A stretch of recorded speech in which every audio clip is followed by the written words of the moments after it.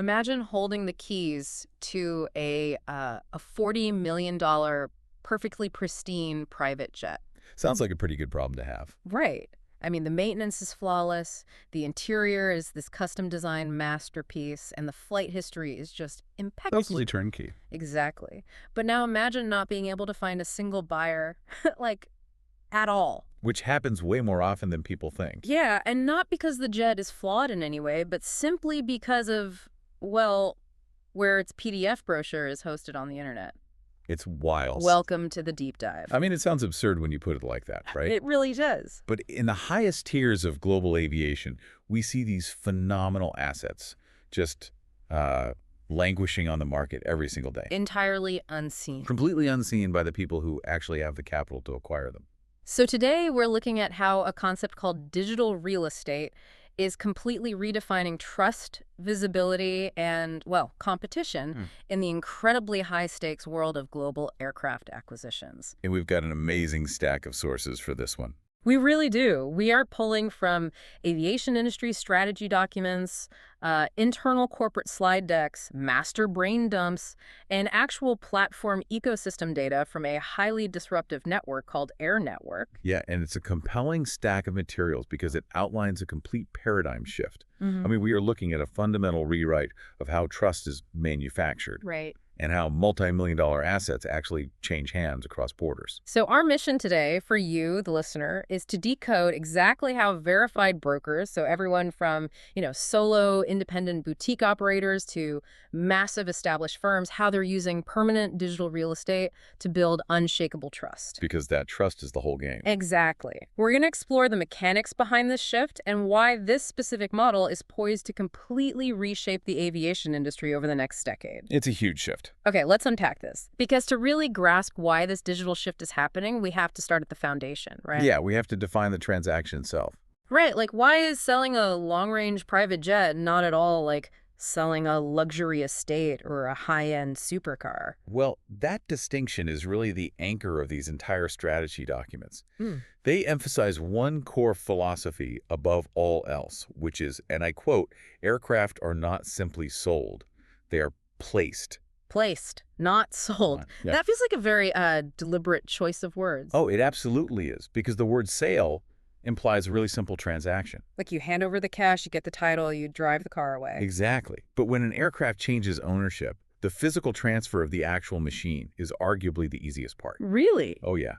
The real nightmare is the staggering web of legal, operational, and regulatory complexities. Okay, give me an example of what that looks like. So let's trace a hypothetical, but honestly, very standard scenario.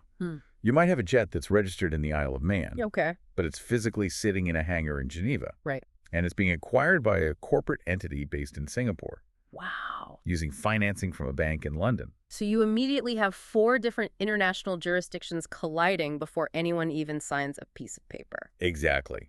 Which means you are suddenly dealing with, international escrow accounts, cross-border title searches to ensure there are no hidden liens on the aircraft. Because you do not want to buy a plane that someone else secretly owns a piece of. Right, exactly.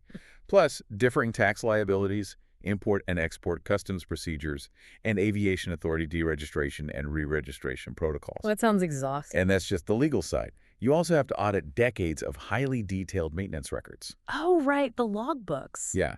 If a single logbook entry from 5 years ago is missing or non-compliant, the entire deal can collapse, or the aircraft's value plummets overnight. Wow.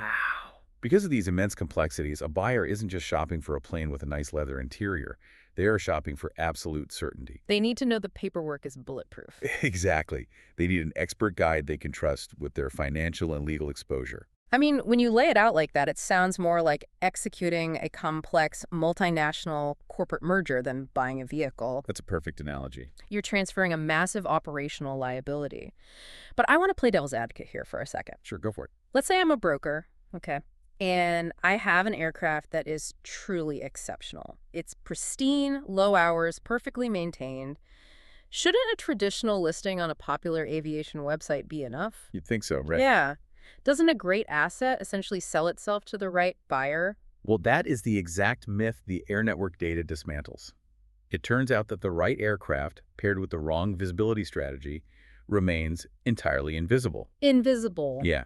The strategy documents actually refer to traditional static listings as the trap of renting attention. Renting attention, okay, meaning I pay a fee, I upload my photos and specs to some classifieds page, and then my listing basically starts dying the second it goes live. Exactly. It's just getting pushed further and further down the page as new stuff gets added. So I don't own that space. No, you are paying for a momentary blip of passive visibility. Let's look at a concrete example from the platform data. There is a broker called Liftwing Aviation, based in Germany. Okay, Liftwing. Yeah, and they hold an exclusive mandate for a 2004 Embraer Legacy 600. Right, and looking at the technical specs provided in the sources, this is a highly desirable machine, but there is a lot of jargon here. Aviation loves its jargon. For sure.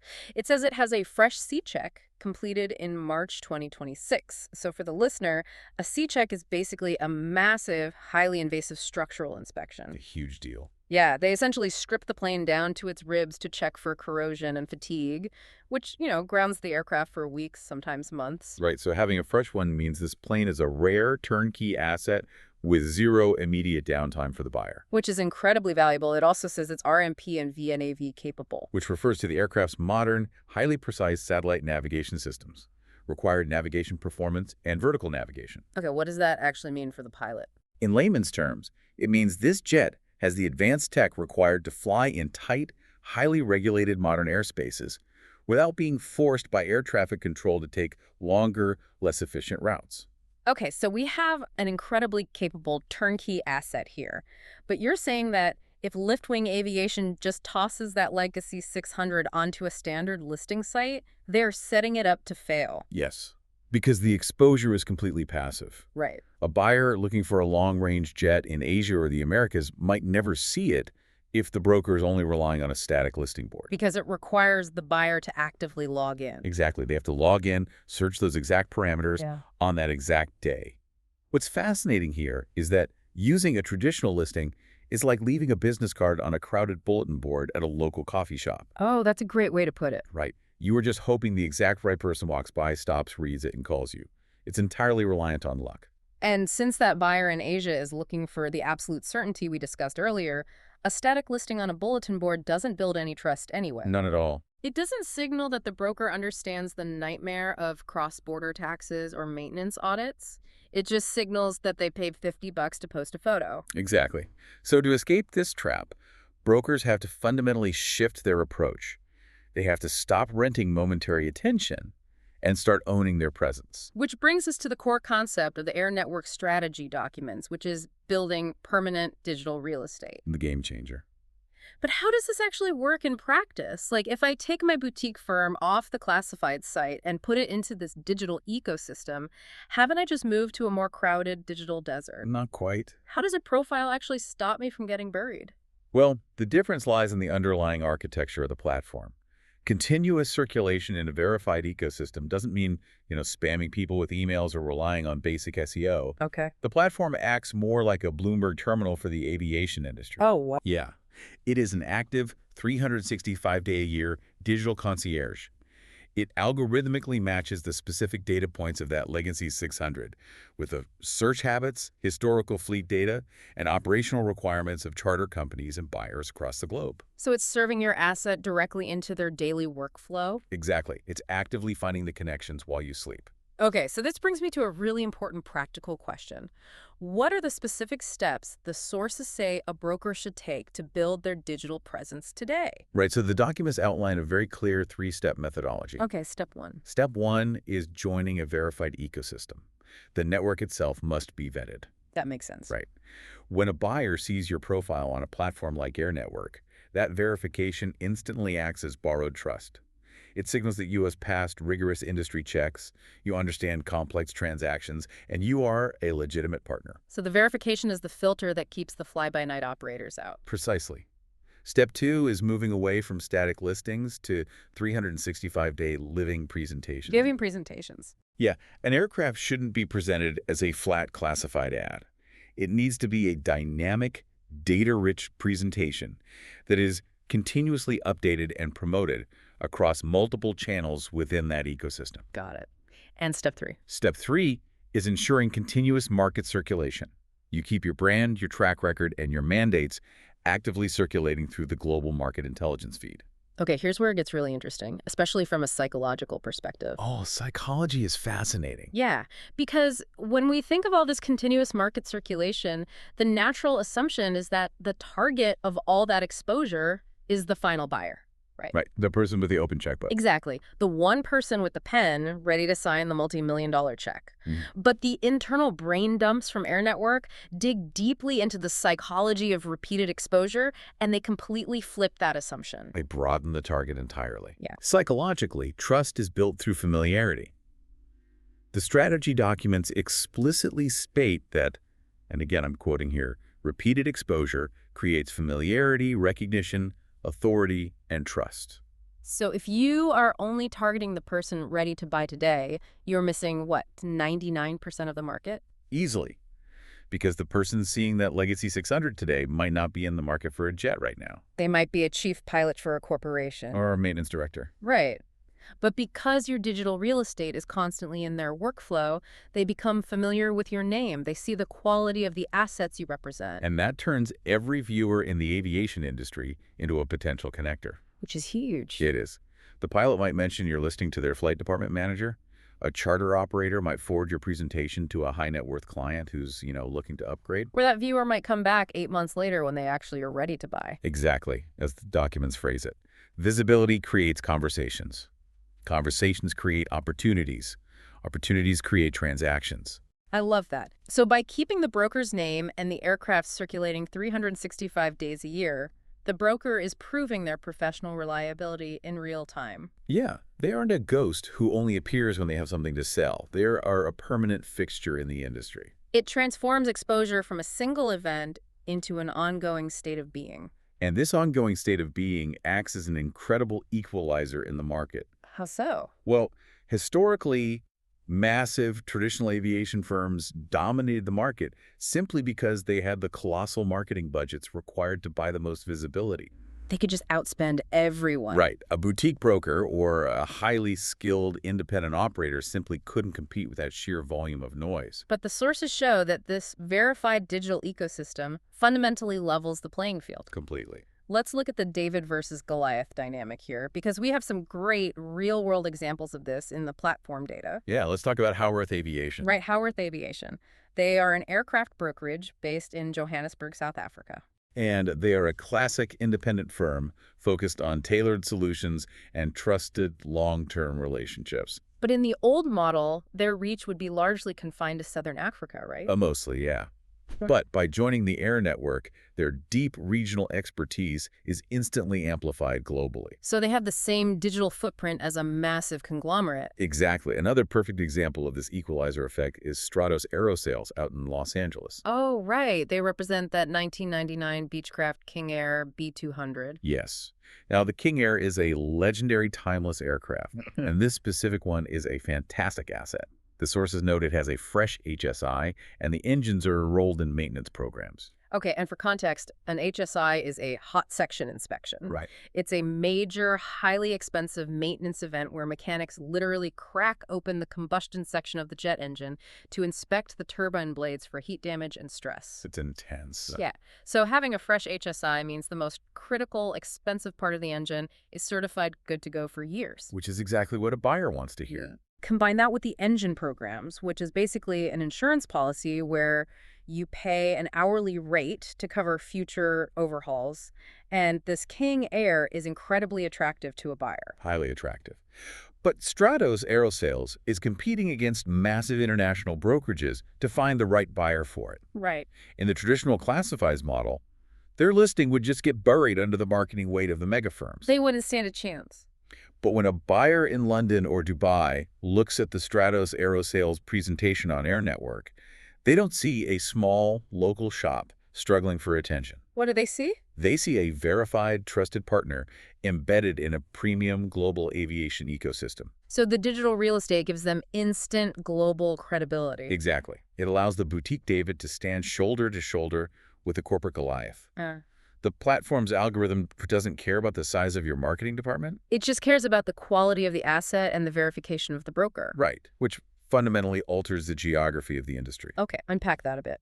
the geography. Well, because that verified digital presence allows a boutique firm to project the exact same trust as a multinational corporation, it breaks down the traditional borders of aircraft sales. Oh, I see. This directly addresses the concept of bridging the regional global gap. Right. There's a quote from the Master Brain Dump that perfectly captures this shift. It says, "Your next client may be 8,000 nautical miles away, or less than a mile away.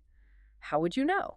If we connect this to the bigger picture, that quote summarizes exactly how consistent digital visibility will reshape aircraft sales over the next decade. Because historically, a buyer in Europe might be hesitant to wire millions of dollars into an escrow account managed by a boutique broker in South Africa they've never met. The geographic distance created a huge trust deficit.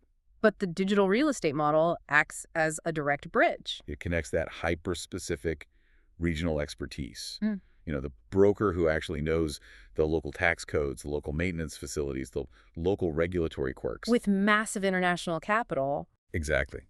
It gives the regional broker global reach.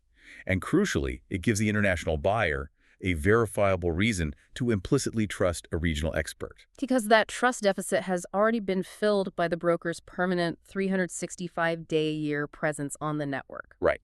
The buyer, 8,000 miles away, feels comfortable initiating that incredibly complex transaction because the broker's continuous market circulation proves they are an established, authoritative professional. And what's really fascinating is looking at how this ecosystem is projected to expand over the next decade. Oh, it's growing far beyond just sales. Right. It's not just about brokers placing planes anymore. The platform data shows Air Network evolving into a total aviation visibility network, basically integrating the entire life cycle of the industry. The long-term vision in these strategy documents is incredibly expansive. For instance, we see examples of FBOs joining the network to build their digital real estate. And an FBO, for those unfamiliar, stands for fixed base operator.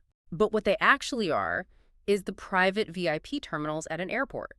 They provide the fueling, the luxury passenger lounges, the towing, and the ground handling for private jets. They are the crucial ground infrastructure of private aviation. Exactly. And the sources mention the Doha Sky Lounge in Qatar joining the network as a trusted partner to offer premium handling services to this global audience. And the ecosystem even extends down to personnel and recruitment. Really? Like hiring pilots? Yeah. The sources highlight AirTech, which is an aviation contract operations company in South Africa. They're using their digital real estate on the ecosystem to promote a pilot open day. Oh, wow. So they are using the same verified trust network to recruit commercial pilots. Exactly, connecting aspiring aviation professionals directly with industry leaders. It creates this massive self-sustaining loop of visibility and trust. It really does. The charter operator finds their flight crew, the buyer finds their broker, the broker coordinates with the FBO. It's all connected. Looking at the next 10 years, the future of aircraft sales will not belong merely to the broker who manages to secure an exclusive mandate for a great jet. No, it will belong to the broker who is fully integrated into this digital ecosystem. It will belong to the broker who is remembered. Because, as we established earlier, continuous circulation turns visibility into conversations, conversations into opportunities, and opportunities into transactions. Right. The broker who owns their digital real estate is the one actively participating in all those conversations everywhere in the world, around the clock. So what does this all mean for you, the listener? Whether you are a corporate executive prepping to navigate a major cross-border acquisition, Or an independent consultant trying to figure out how to build your own personal brand to compete with the heavyweights in your field. or even if you're just fascinated by the underlying mechanics of how high-stakes trust is engineered in the digital age, the ultimate takeaway from these aviation strategy documents is crystal clear. Passive visibility is worse than useless. It provides a false sense of security. Tossing your expertise, or a $40 million asset, onto a static web page and walking away is a guaranteed recipe for remaining undiscovered. You cannot rent temporary attention if you need to build absolute trust. You have to step out of the digital desert. You have to own your presence. Because, as the Air Network philosophy states so perfectly, being listed is one thing, being remembered is everything. And that leads to a rather provocative question to leave you with today. Let's hear it. We've seen how permanent digital real estate, verified ecosystems, and continuous 365-day algorithmic market circulation are entirely rewriting the trust mechanics of global aircraft acquisitions. Right.